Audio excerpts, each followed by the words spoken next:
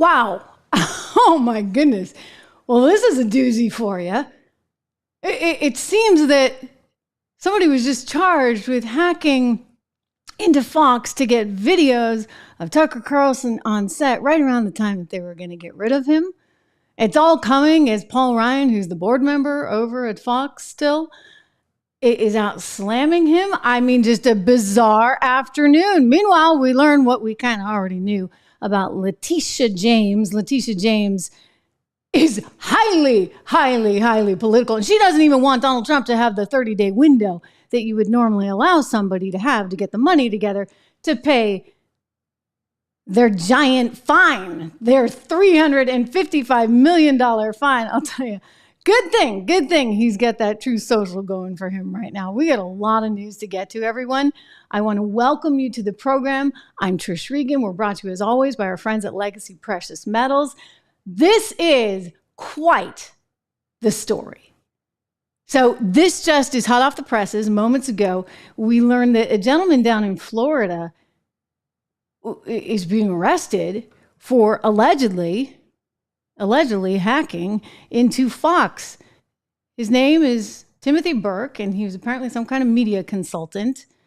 And he is allegedly in trouble for hacking and then leaking a whole series of these kind of unflattering videos of Tucker Carlson behind the scenes. You know, something that not everybody knows is that, hey, you know, we anchors, we have our downtime, and when there's a commercial, we let loose. And all I could say is, if that's the worst Tucker does when he's totally letting loose, then hey, power to him, right? I mean, the videos weren't that terrible. I know that the left was making a lot out of them. I didn't think they were so crazy. I mean, he was joking around with a makeup artist. He said some comments on pronouns, etc. It wasn't as awful as one could have been, for sure. But it was weird because as soon as he was gone, they let him go, and then all this stuff started coming out. And so the question was, well, was Fox leaking this, or what was happening? And so now, allegedly, this guy hacked into the systems. But that seems a little bit out there. His attorney, and both sides here, both sides. And this is actually where it gets kind of bizarre and extraordinarily interesting, because his attorney is saying, no. These tapes were leaked to him. In other words, he had the right to run with these because he was a journalist, and somebody who was a source gave these to him. So if that's the case, then you got to ask, well, who the heck was the person that gave him the tapes? I'm going to quote here from the CNN article. The charges against Mr. Burke, who denied breaking the law through his lawyers, filed a Justice Department criminal hacking probe, which was opened last year after previously unaired videos from Carlson's former Fox News show surfaced online. In one aired clip posted by Vice in 2022, Kanye West was seen making some anti-Semitic remarks to Carlson the following year. Carlson was fired. And some people are saying maybe some of this behind the scenes footage may have contributed. It did so happen that there was this lefty site out there that posted these behind the scenes footage of Carlson making some not so great remarks, not very kosher remarks, joking with staff, and then, of course, denigrating the Fox Nation streaming service, which, by the way, you know, we hear him on that one, right? I'm just shocked. The grand jury indictment, it goes on to say, accused Burke and an unidentified second individual of using, quote, compromised credentials to gain unauthorized access to protected computers and then obtaining, quote, and stealing desired information. Listen, it is bizarre. The whole thing is just absolutely bizarre. That's all I can say. A lot more questions. Meanwhile, a board member over there at Fox who clearly does not seem to like Tucker very much. That would be Paul Ryan, big-time politician turned board member at Fox News. Paul Ryan went and did an interview with the Washington Post, same outlet, by the way, that broke that story, that broke the story about the Florida guy. allegedly hacking and stealing this information. He went on with Washington Post, and he did this little interview in which he totally slams Tucker.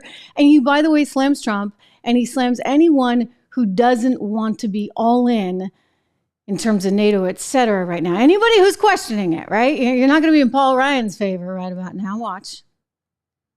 What worries me more, and not just Tucker, that's a symptom of all this, is that they're curating sympathy in America. And they're helping nurture and develop an isolationist wing in my party and in our country, which I think is very, very dangerous. They're developing, people who want to see NATO reduced or NATO not adhered to. Obviously, former President Trump is pushing this line as well. So what I very much worry about is they're helping curate a line of thought, a school of thought that is isolationist, that is pro-Putin, pro-Russia, pro-tyranny at the end of the day. And that is extremely dangerous for all democracy, but for us as ourselves, democracy. And so what I see Tucker is just one little chapter in that story. I didn't watch that whole interview. I watched a little bit of it, but it just looked like a kind of an infomercial for Putin to be able to push his propaganda. Even if it was, let's go with you for a second, Paul, who, by the way, is not a journalist. Don't you want to hear the propaganda? I mean, we got our own propaganda. You've got your propaganda. It's actually worth understanding where everybody's coming from, what they're actually spinning, using whatever you know to be true, and to try and get to the bottom of it. I mean, any decent journalist would tell you that. Any decent journalist. But, they're all freaking out because guess what? Somebody else got the interview, not them. He went on to complain just a little bit more. And the reporter pointed out, you're on the board. You're still on the board of Fox, correct? Yes. And do you feel as if Fox could do a better job of promoting some of the values that you're talking about? We do quite a bit. I mean, obviously, as you know, Tucker no longer works at Fox, and he was let go. He's getting that out there again. The details of that, other than what Fox they have. There's opinion, and then there's news, and news reports all of these aspects. And there are people with opinions that give their opinions. And look, I am in the minority in my party right now. I'm not in the establishment. I'm frankly an anti-establishment Republican. And I think you can safely argue, I don't enjoy acknowledging this, that Trump is the establishment and Trump populism is the establishment. And that Trump populism is this more isolationist strain that I think is wrong and dangerous, and I don't support. But that does represent a large swath of Republican voters.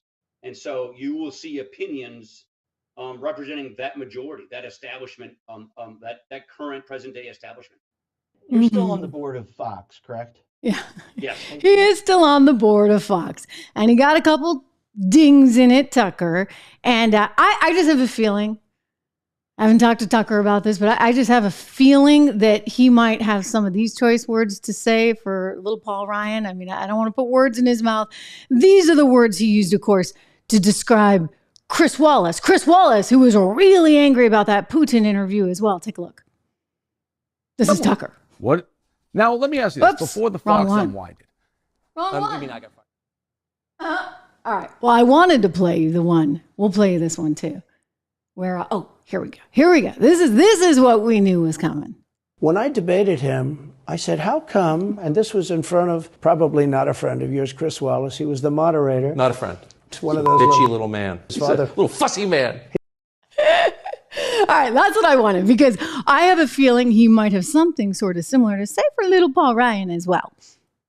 Just thinking. Again, don't want to put words in his mouth, but I'm guessing there's not a ton of love lost there. Anyway, I'll let him describe this. This is how it all went down.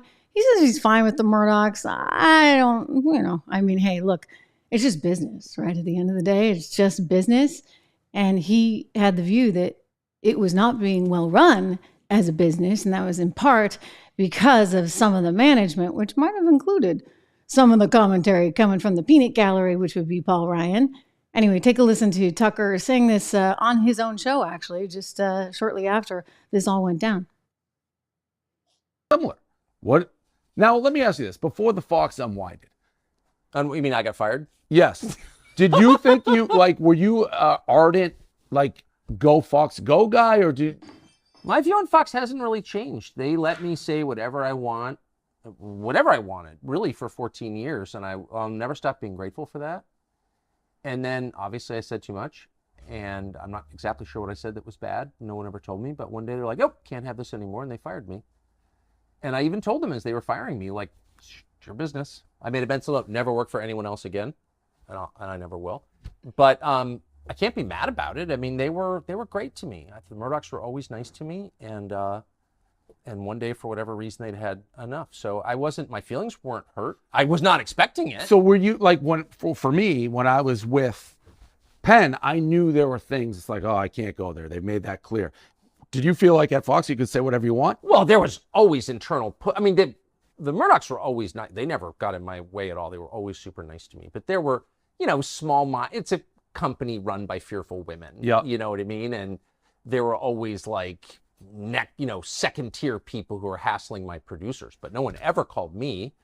I got along with everybody, but I mean, I think they knew, like, the censorship that's not, like, don't welcome that, you know? So, but they never actually got in the way of anything. Our view on the war in Ukraine was really, really hated. I could feel it. And my view was not pro-Russia, never has been pro-Russia. Just like, this is not our fight. It's not good for us. We should just put an end to the war because people die in war. I've seen it. It's bad.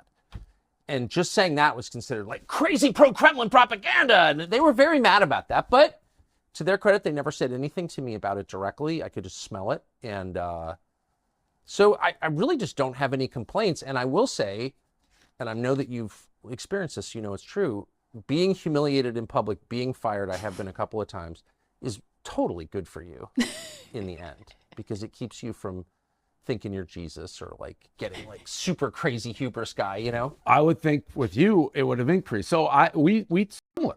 What? Now let me ask you this: before the Fox unwinded, you mean I got fired? Yeah. Okay, Did you think were you he says some kind of interesting stuff, right? Because he actually alluded to exactly what Paul Ryan was just getting at. In other words, he said we had a totally different viewpoint on Ukraine. Look, I've been there, done that, seen that. And I totally agree with him on absolutely everything. Look, it is just business at the end of the day, and we're all adults. And you know what? You work for someone. Those are the risks you take. I mean, you don't really think that your own employer is going to just, be that bad and give you that big a kick in the pants on the way out the door, but they're a competitive bunch and, whatever. I think we're all happy that we're not there anymore.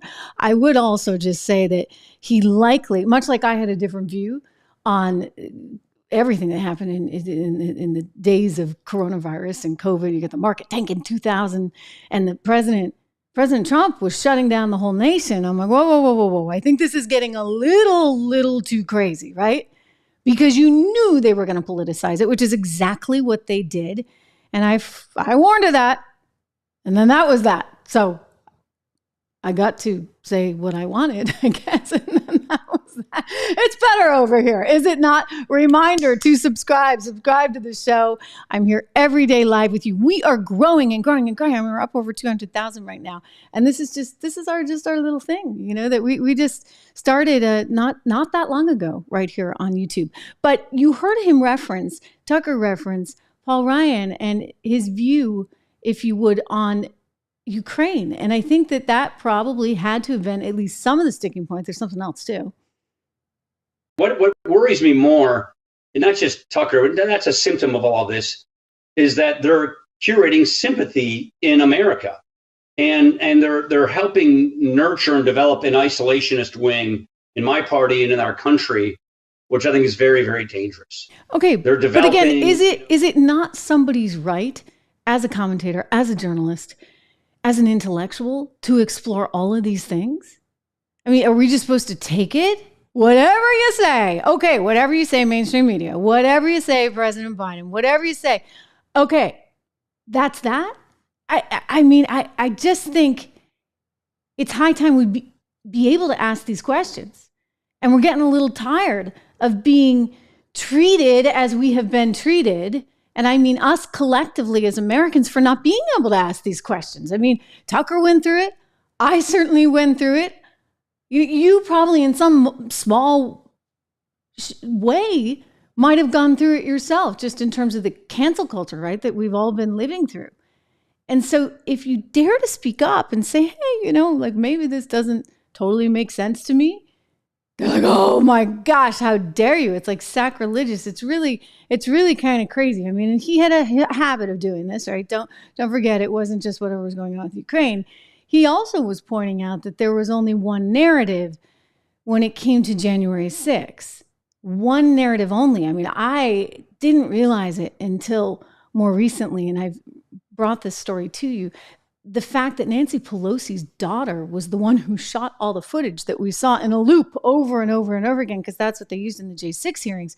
Well, Tucker was addressing some of these issues way back when, and he was getting in a lot of trouble for it. I mean, when you have a sitting U.S. senator on the floor there of the Capitol building saying this, none other than Chuck Schumer, probably calling his friend Paul Ryan, I think Tucker's days were pretty numbered. Watch. Last night, millions of Americans tuned in to one of the most shameful hours we have ever seen on cable television. Fox News host Tucker Carlson ran a lengthy segment last night arguing the January 6th Capitol attack was not a violent insurrection. I don't think I've ever seen a primetime cable news anchor manipulate his viewers the way Mr. Carlson did last night. I don't think I've ever seen an anchor treat the American people and American democracy with such disdain. There's nothing that shameful that has ever appeared on American television in the history of the medium. And so, on the basis of that, the self-evident outrage of showing the public video that it paid for and has a right to see, Chuck Schumer called for the censorship of that video. Any information, and he did not dispute that it was accurate, that damages a storyline his party constructed and used must be squelched. And Schumer was explicit on that point. Because that video contradicted lies told by the Democratic Party, Liz Cheney and Adam Kinzinger, Chuck Schumer demanded that our bosses pull this show off the air. He's going to come back tonight with another segment. Fox News should tell him not to. Fox News, Rupert Murdoch, tell Carlson not to run a second segment of lies. I urge Fox News to order Carlson to cease propagating the big lie on his network and to level with their viewers about the truth behind the efforts to mislead the public. Conduct like theirs is just asking for another January 6th to happen. Okay. So you wonder why he was shown the door. I mean, my gosh. And then, the whole Dominion thing. It's not like Paul Ryan was any kind of outstanding manager, or the other guy, the lawyer guy, who was actually the former architect and author of the Patriot Act. This is the guy that was making millions and millions and millions of dollars a year to keep Fox out of trouble. And somehow they still wound up having to pay $787 million to Dominion. And they got Smartmatic coming down the path as well for like $2 billion. I mean, wow, way to go. Crackerjack lawyer that guy was. Paul Ryan, a winner you are. You're so worried about everything. And yet your company winds up in some really deep, what. And by the way, don't think that this has not been noticed by investors.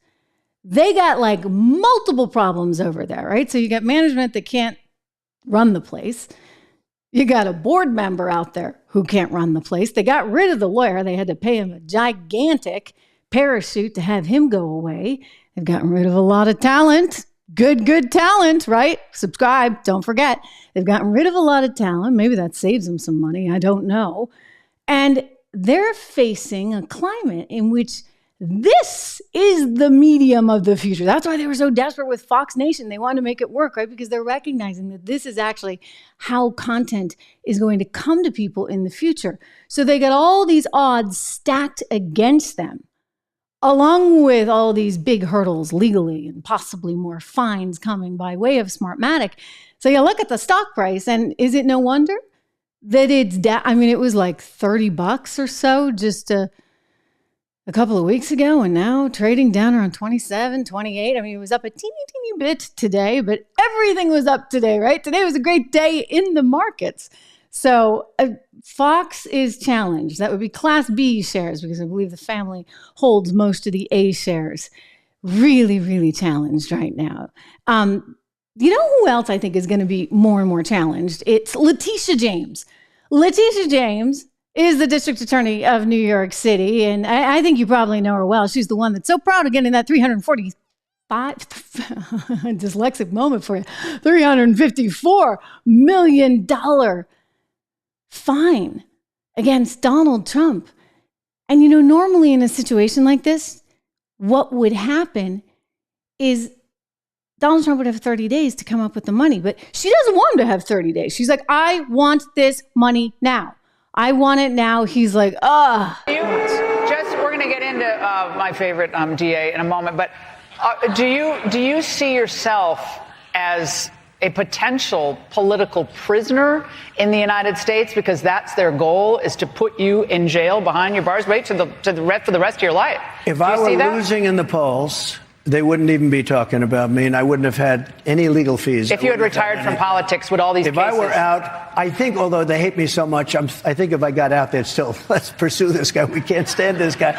Look, I won an election that wasn't supposed to be winnable. I then did much better the second time. I won't get into it, but I did because of Fox. But I did a much better job the second time. We got millions and millions of more votes the second time.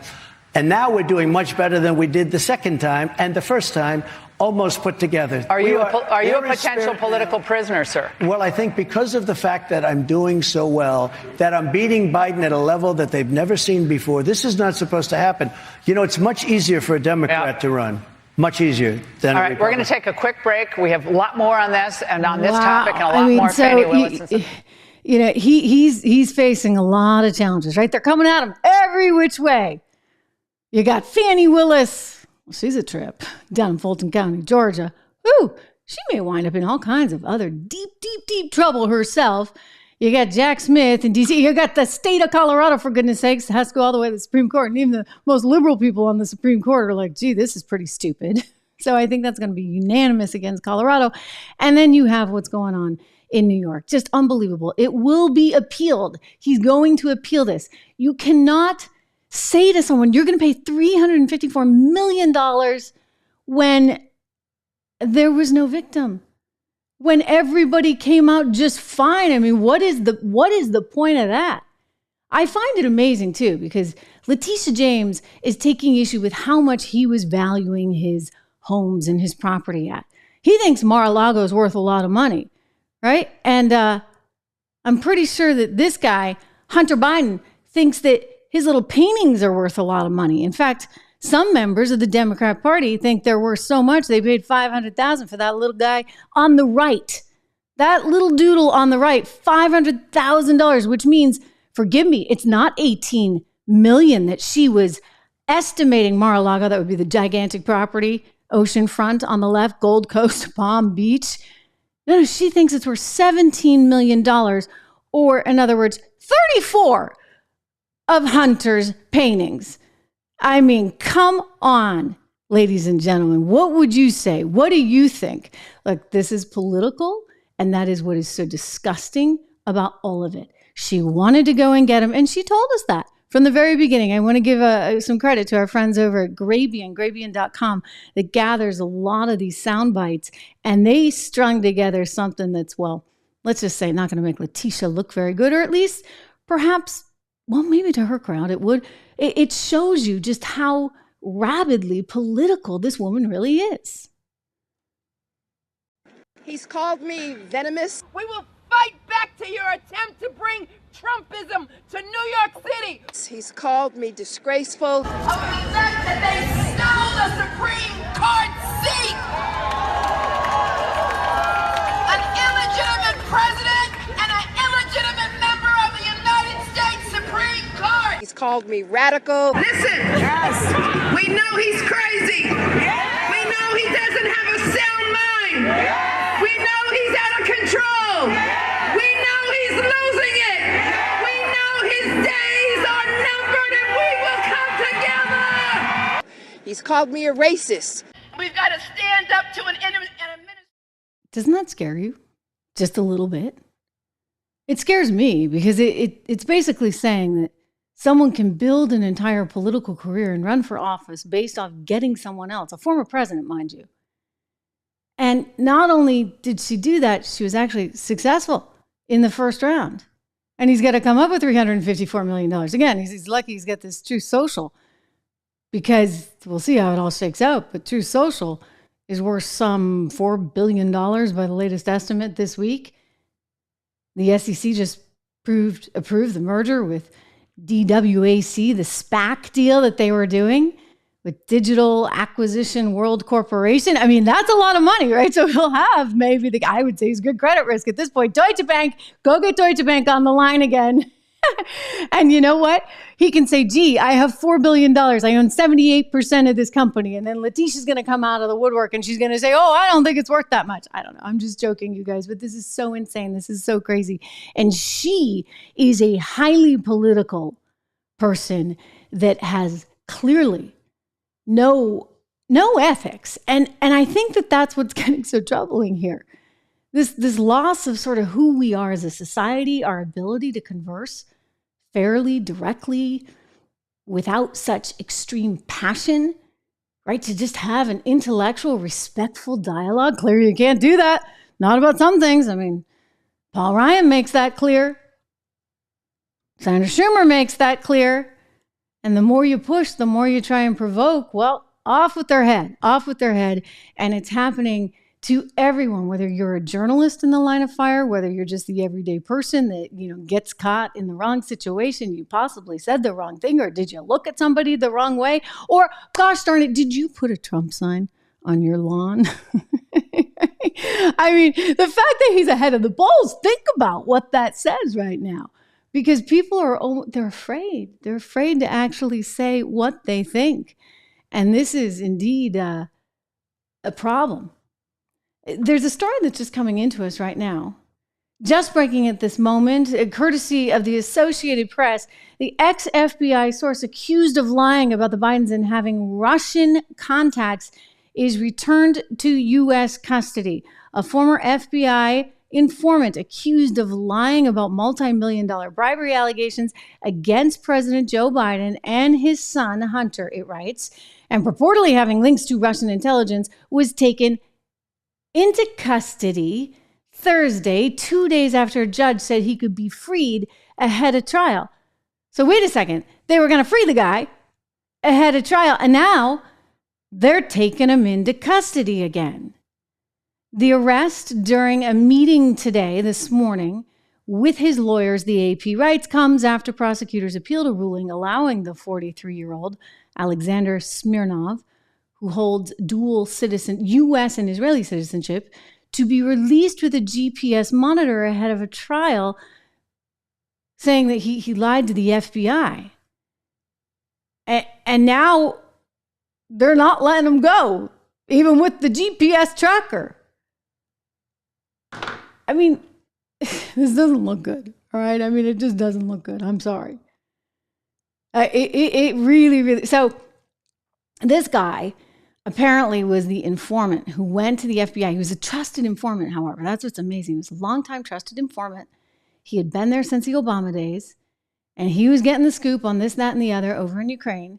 And he had some scoop that Joe Biden had some conversations with the Burisma executive, the CEO, and that maybe those conversations had been recorded.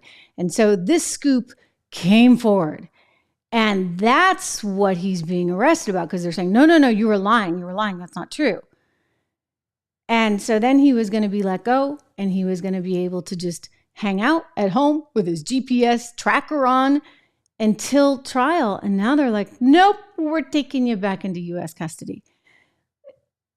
If they hadn't been the same group of people that told us the Hunter Biden laptop was fake, if they hadn't been the same group of people that tried to tell us there's no way, no how, no possible way you can entertain the idea that the coronavirus might have come from that Wuhan lab in China where they were studying it, if they might have said, hey, maybe the dossier bought and paid for by the Hillary Clinton campaign, by the way. Maybe that's not checking out. Then maybe you'd say, okay, I'm going to believe you. But it's like the little boy who cried wolf. And by the way, this is the most dangerous thing for a society, because when you lose that faith and trust in the government, what do you got? Then we're no different than Russia, frankly. And I have friends that have lived there or grew up, and they'll say all the time, they don't trust anyone, right? They do not trust the government at all. And what's becoming of us? We can't trust our government when they keep on lying to us. When you have to go to alternative sources, as you are, and I'm proud of you guys for doing, like this one right here, to get the truth, that's really saying something. So again, breaking news right now, they're not going to let the FBI informant, who was like a stellar source, according to the intel documents that I have read, this guy was somebody that they relied on. And now, because he might have gotten in a bad spot because he dared to go after Joe, poor Joe, now suddenly he can't even get out with his GPS tracker? Think about that. Think about where we are and what that means. Meanwhile, good day on Wall Street. Did you see? Check this out. Woo! NVIDIA, AI, delivering. I mean, AI is just incredible. And they're saying like, this is just, there's going to be more and more and more to come. And so companies that are involved in this are doing very, very well.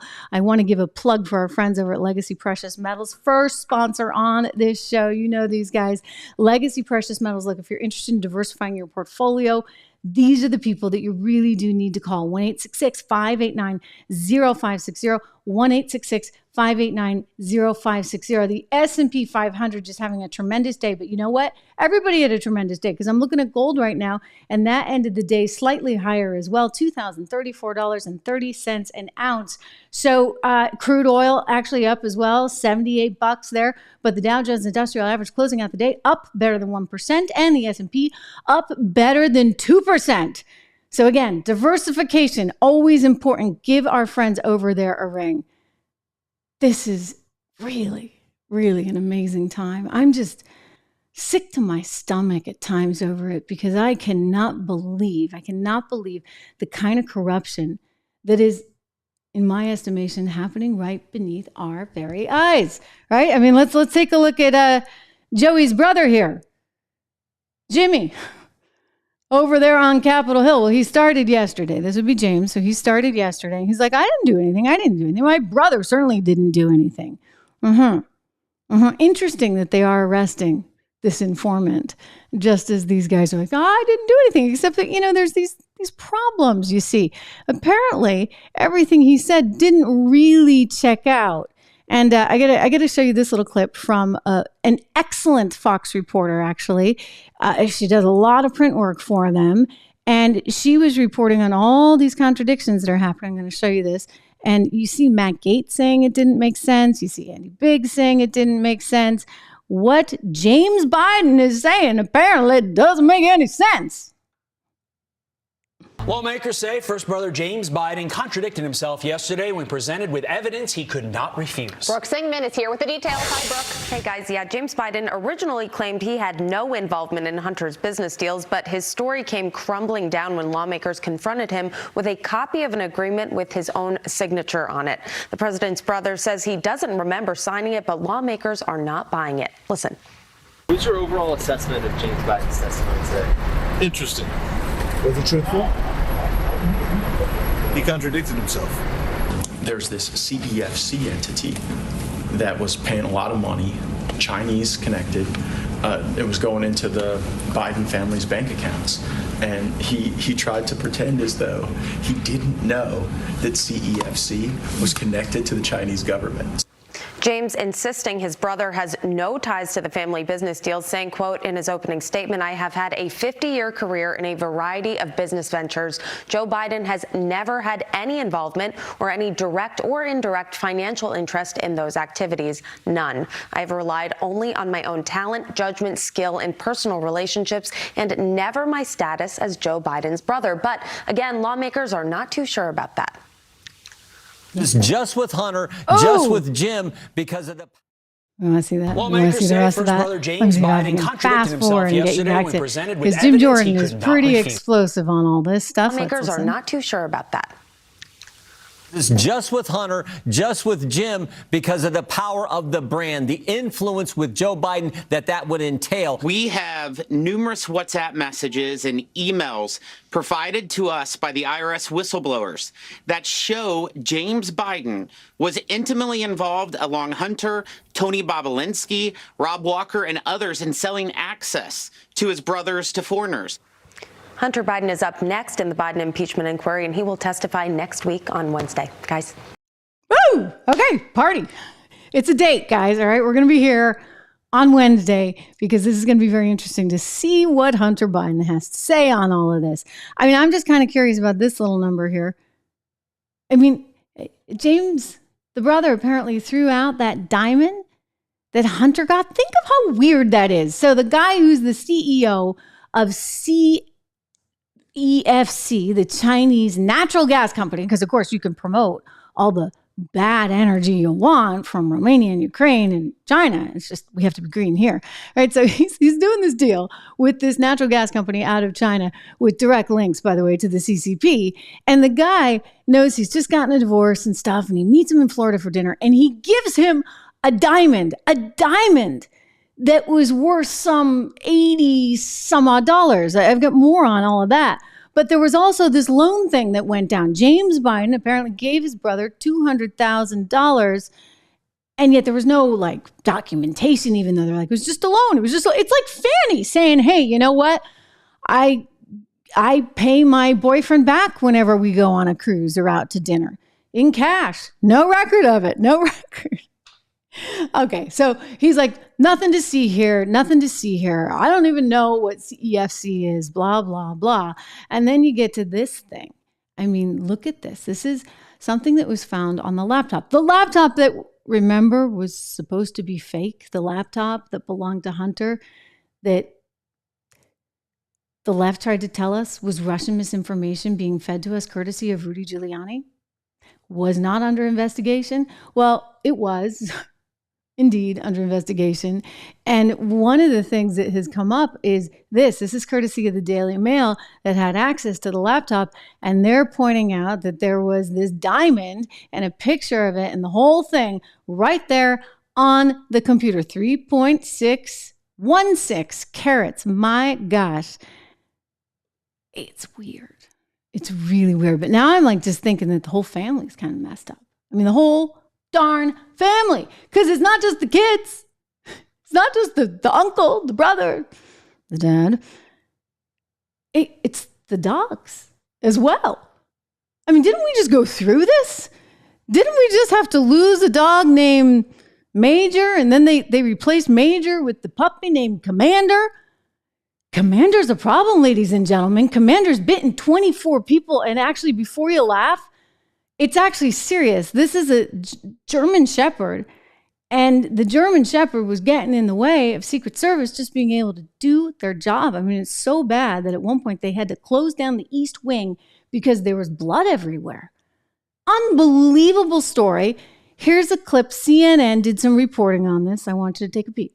The Biden family's German Shepherd Commander has been involved in at least 24 biting incidents involving the U.S. Secret Service, according to newly obtained documents obtained by CNN. CNN senior White House producer Betsy Klein joins us now in her lead debut. And Betsy, some incidents with Commander had been previously reported, but these records paint a picture of a much larger issue, really. That's right, Jake. You'll remember CNN reported in the fall that the president's German Shepherd Commander was involved in dozens of biting incidents that was White House personnel, members of Secret Service, residents, staff, and others. And it became such a problem that the first family eventually had to send the dog to live with other family members. And after that, my colleague Camila DeShalis sent a Freedom of Information request to the Secret Service to really better understand what was going on here. And today we got back hundreds of documents detailing the nature of the bites over a full year. And there were at least 24 24 specific incidents with the Secret Service. And I want to read you this email from an unnamed assistant special agent in charge to his team on the Presidential Protective Division. Now, these are the agents that most closely protect the president and his family.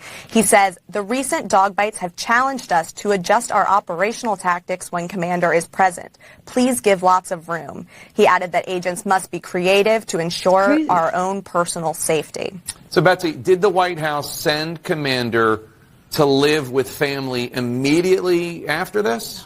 Well, no, Jake. I mean, Commander actually remained at the White House for more than 3 months after this email was sent, and there were multiple incidents in that time. And exactly 1 month after that email, an agent working at the Bidens' Rehoboth Beach, Delaware home was bit in the backyard as he walked to his post. And a report we got from that incident said that it caused a severe, deep open wound, that the agent started to lose a significant amount of blood. That agent was treated by the White House medical unit, got 6 stitches. And we learned that more than 10 of these total incidents required medical treatment. What is wrong with these people? Seriously, what is wrong with the Bidens? Why would you keep a dog that has bitten so many people so severely? Are you that entitled? I'm sorry. You know what? I love dogs. I have a wonderful dog. Some of you have met Fluffy. I have a fantastic dog. My dog is a Maltese. So Fluffy's not doing any damage, okay? Let's just be clear.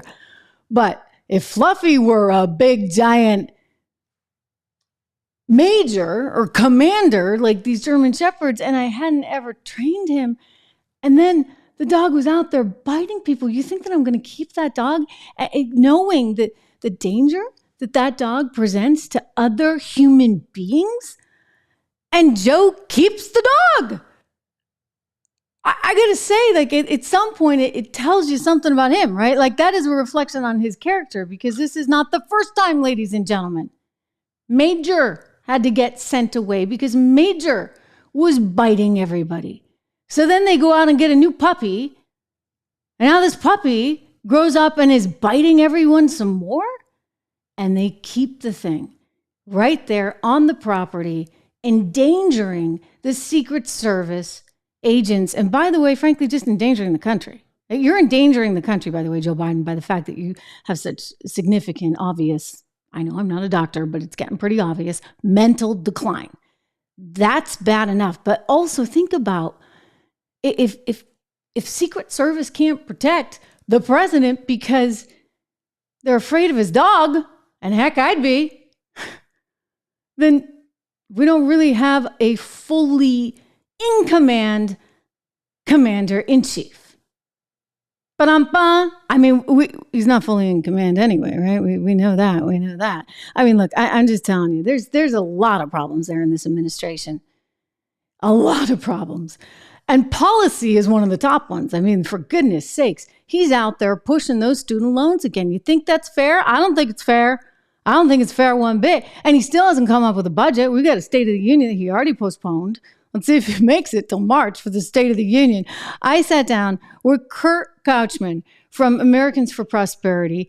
He's a budget guru. He loves budgets. So anyway, we just spoke just a couple moments ago, actually, maybe a couple hours ago. And I asked him to weigh in on this whole thing with the president and these darn handouts that he wants to give. I mean, money that we just don't have, ladies and gentlemen. I want you to take a look at this. And then we got to talk about the shoes. Yeah, Joe Biden's going to wear sneakers now all the time because he can't get around his dress shoes.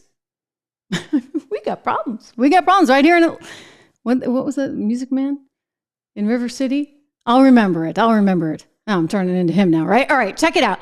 Kurt Couchman from Americans for Prosperity. We just spoke about these issues, the policy front moments ago. Kurt Couchman, great to see you from Americans for Prosperity. Welcome to the program. Well, thanks so much for having me, Trish. You're a senior fellow over there. You specialize in budgets. So my kind of guy. I want to start here, just some news that has come our way. The President of the United States has a grand idea that somehow we should be paying for everybody's education. I find it a little bit troubling, just a little bit troubling. But, he's not giving up on this. He really needs those kids, those young kids. They're just not liking him the way perhaps he thought. It feels to me to be like severely irresponsible from an economic perspective. I'd like you to hear him and get your reaction. Early in my term, I announced a major plan to provide millions of working families with debt relief for their college students. Tens of millions of people in debt were literally about to be canceled, their debts. But my MAGA Republican friends in the Congress, elected officials, and special interests stepped in and sued us, and the Supreme Court blocked it. They blocked it. But that didn't stop me. I announced we were going to pursue alternative paths for student debt relief for as many borrowers as possible. And that's the effort that's been underway the last 2 years. Putting the blame game out there. He still wants the money. Your reaction? There is so much to unpack with that. I mean, the law that he tried to shoehorn this student loan forgiveness, or really transfer to taxpayers, was not meant for this. It was meant to provide relief to service members who are deploying abroad. And this administration manipulated that for crass political gain, or an attempt at that. And the Supreme Court said, that's not what the law is for. You can't do that. And so that's what he was complaining about there. But getting to the morality or the ethics of this whole situation, you're talking about people that voluntarily decided to take on debt to finance their education so that they could have higher earnings and a better life, hopefully. And then suddenly they're not going to be responsible for their actions. And the debt is going to be transferred on to all of the other taxpayers, whether they went to college, whether they've paid off their debt, whether they worked through school. It's just not fair. And it's pretty outrageous that he's saying that his attempted giveaway being blocked is itself unfair, when it's actually the fair thing to say, no, you pay your bills and you don't take on debts unless you're going to be able to finance them later on. I mean, it's just not fair to everybody else. And, look, I'm an example of that. I put myself through school. I was working during much of that time. And I can remember I actually broke out in hives. I was a junior. I had gone back to school, transferred. I was a music major, New England Conservatory. You were a music major too? Vocal performance, Indiana University of Pennsylvania. Oh my goodness gracious. Yeah. Tenor, baritone? Tenor. So we got to do level M or something one day. I was also a vocal performer. So look at this. See, you know what? We did the right thing. We got some common sense and said we're going to do the opposite of opera. We're going to focus on economics and budgets and the boring stuff, which actually has turned into such a circus. I say it is like Turandot or something, right? You've got like an Puccini operatic event going on every day in DC. That's hysterical. I didn't know that about you, Kurt. Very rare that I meet another singer. But point being, I'm like a junior at Columbia, having given up music and everything. And I was trying to get a job at Goldman Sachs, which I got, but in the process was like covered in hives, stress hives, because I was so scared. And I was so, because I had all this money on the line. You take out a lot of loans to go to school, and I knew that I had to be able to pay them back. The idea that somehow you don't have to be responsible, that's wild. It's not right. And what's even worse about it is that they're trying to take responsibility off of people who are supposed to be responsible, transferring it to other people, and then adding to all the fiscal responsibility, piling up the debt, acting like the bill will never come due and that the federal government can just print money and spend money forever with no consequence. And that hasn't been the last couple of years, and it certainly won't be the next couple of decades. You want to change that. Some people in Washington want to change that. You had a recent piece. I read it. I thought it was very interesting. It's one of the reasons why you're on the show today with the Daily Caller News Foundation.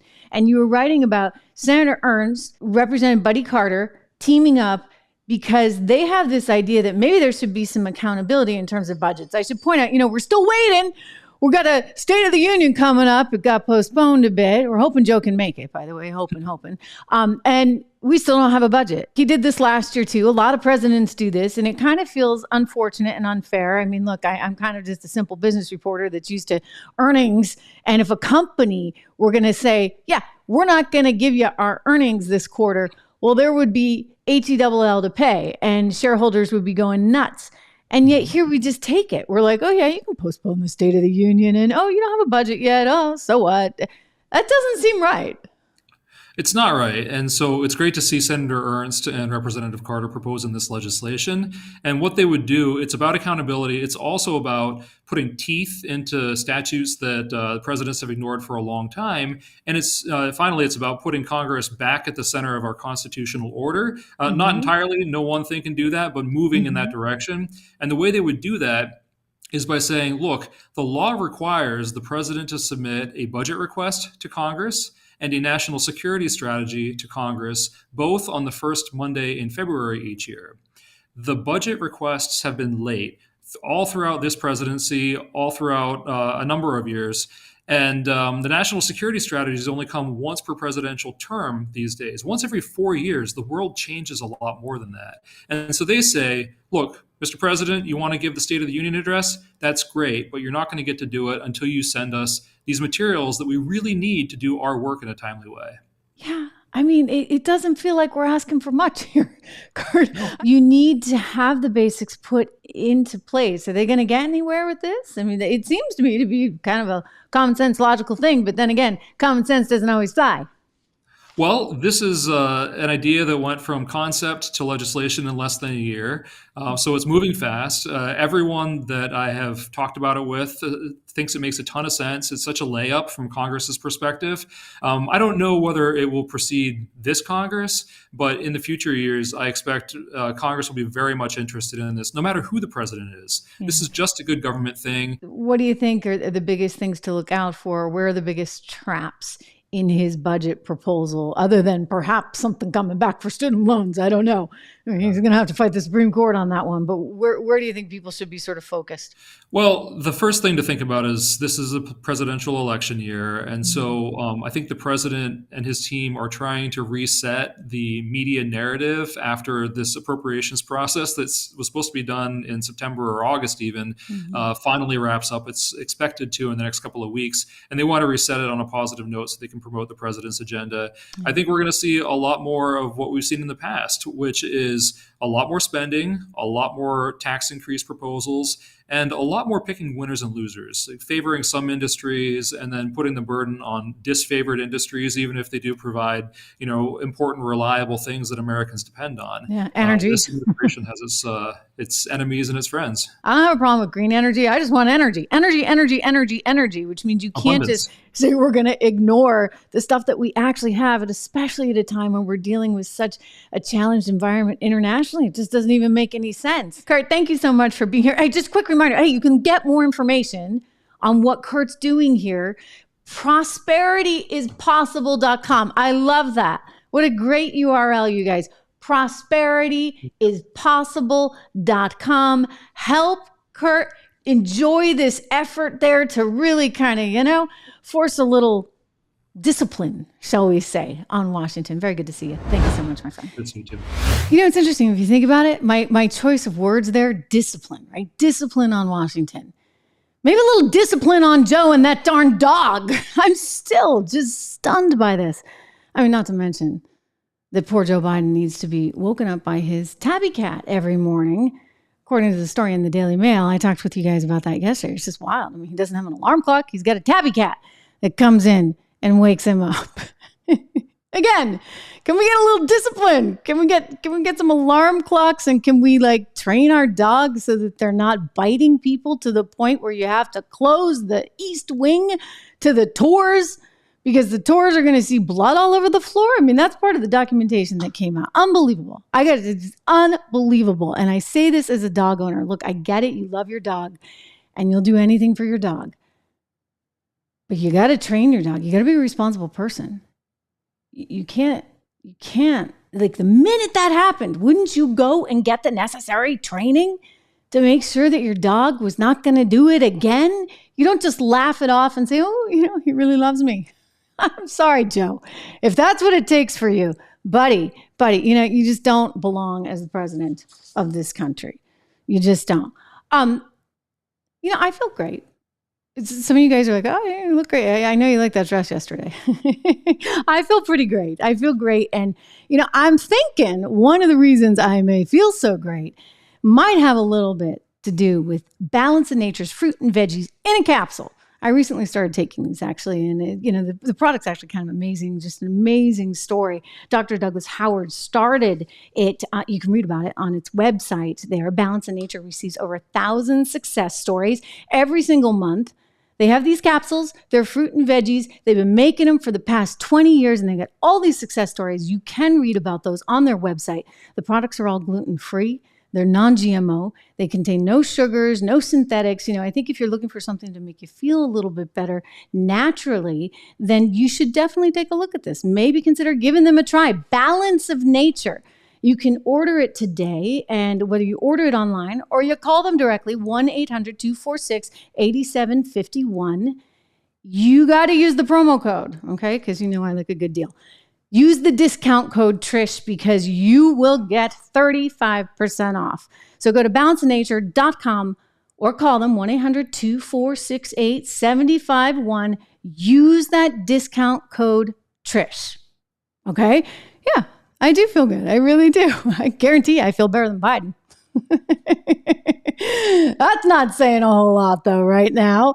I mean, hey, at least I still wear my high heels.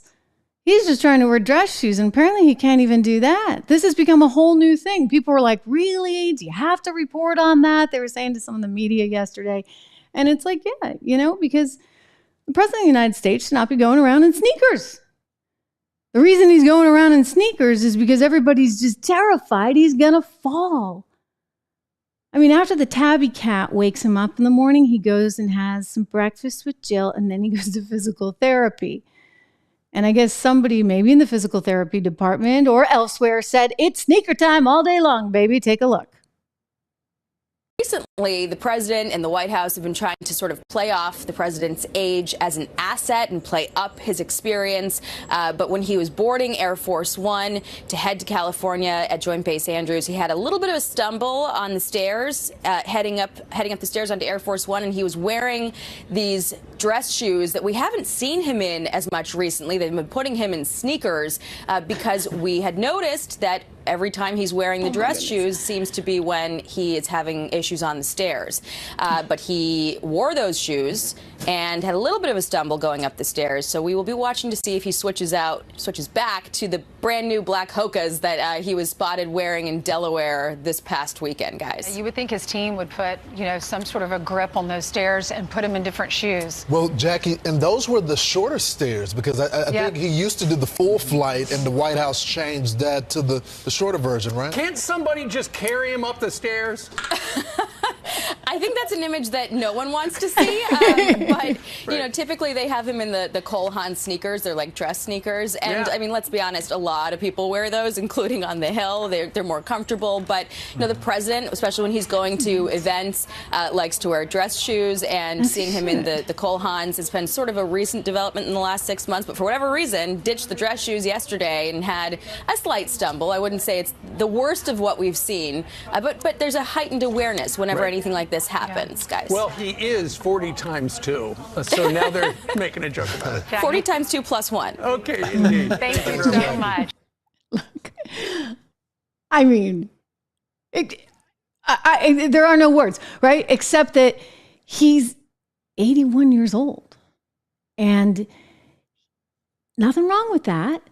But in his particular case, he's an older 81. He's struggling to get up the stairs. I mean, he's fallen multiple times. Again, I hate to say this because I'm not a doctor, but I have known people, loved ones that have had dementia, and it's a really, really tough thing to see. And one of the things that happens is they start falling. So they need to keep an eye on him. He really should take a cognitive test. I think they're going to have a hard time taking the car keys away. I mean, he's getting kind of crotchety. He gets angry. He's letting his dog go running around biting people. Democrats, I'm shocked that they allowed it to get this far and that they haven't said, you know what, we're primering you. Think about it. I mean, Reagan might never have won if the Democrats had realized how bad Carter was. And Carter was like a real spring chicken, right?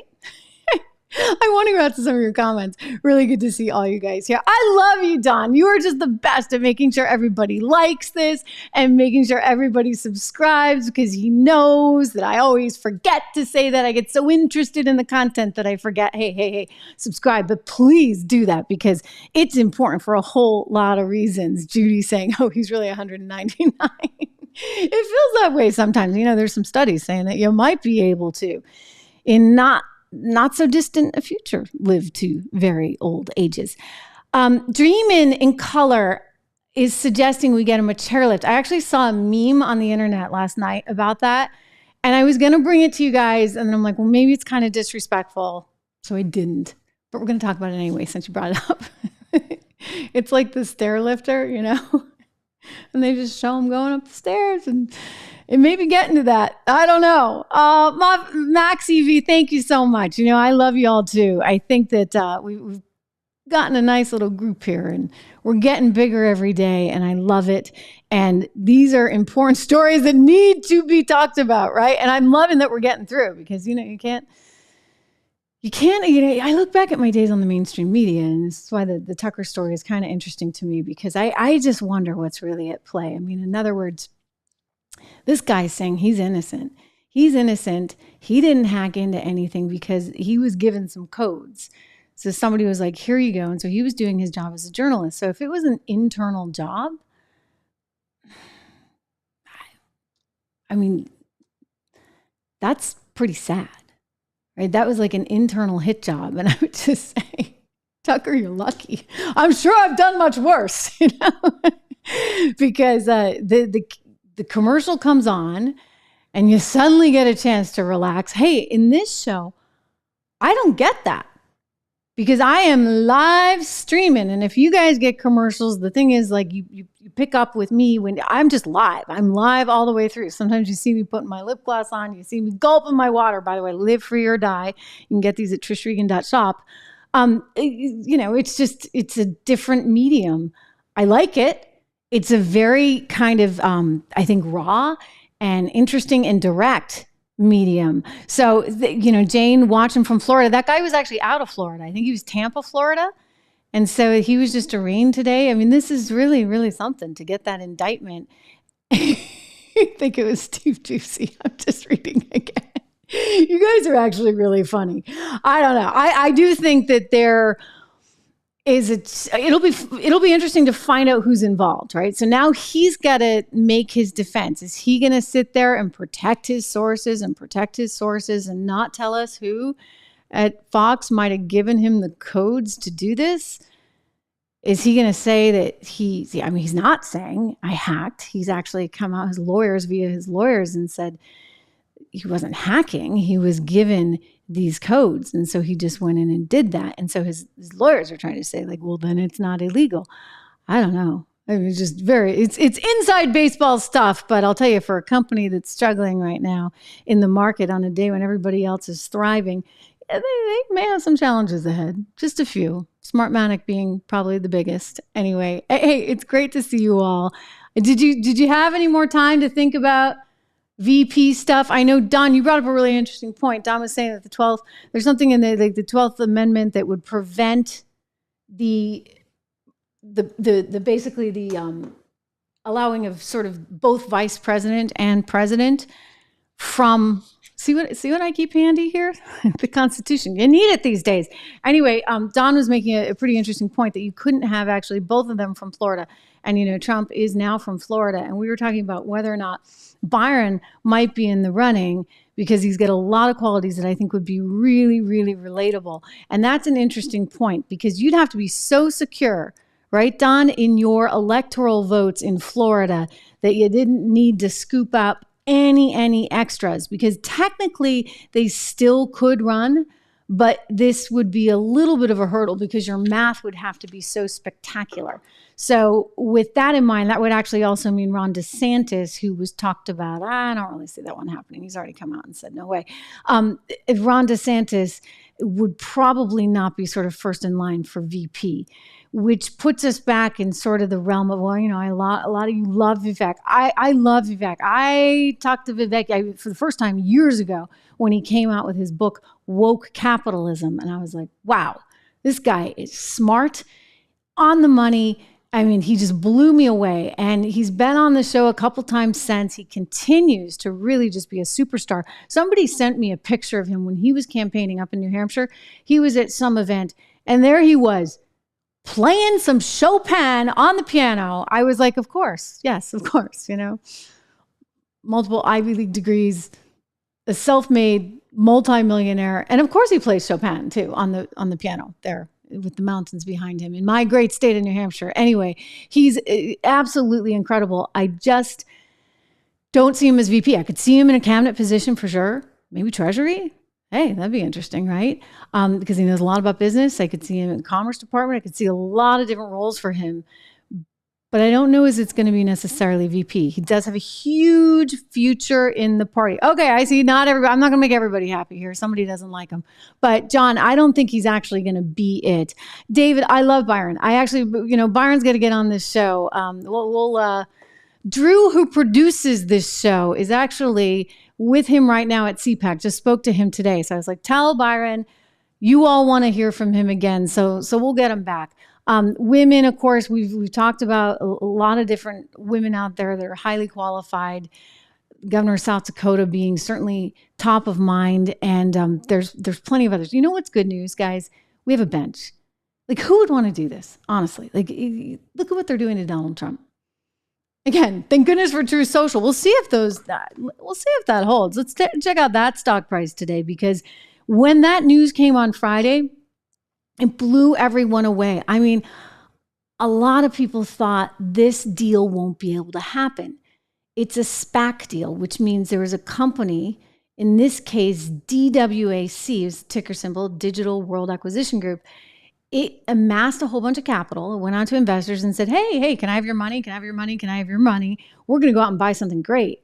And they went out and they bought Truth Social, the media company that Trump has that controls Truth Social. So they go out, they buy that, and then all of a sudden the scrutiny comes down really hard, like a hammer, as you would expect, of course. And Devin Nunes, who's the CEO of Truth Social, has said over and over again, he's been on this show too, he's like, look, it's not fair. We're getting treated so much differently than any other company. And it's all because, well, who's the headliner who owns 78% of the company? Well, that would be Donald Trump. So the SEC is probably a little bit more, I hope, above board than some of the other players out there like Letiticia James. Do you want to watch that again? Just for fun?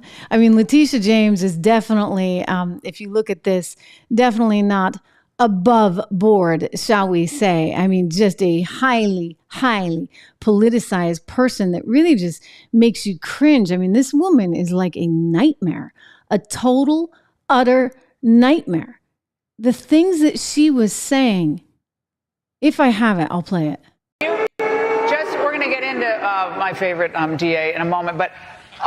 here's Laura's favorite DA. Venomous. We will fight back to your attempt to bring Trumpism to New York City. He's called me disgraceful. Of the fact that they stole the Supreme Court seat. An illegitimate president and an illegitimate member of the United States Supreme Court. He's called me radical. Listen, we know he's crazy. We know he doesn't have a sound mind.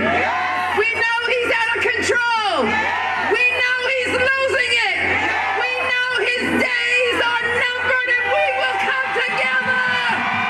He's called me a racist. We've got to stand up to an administration which is too male, too pale, and too stale.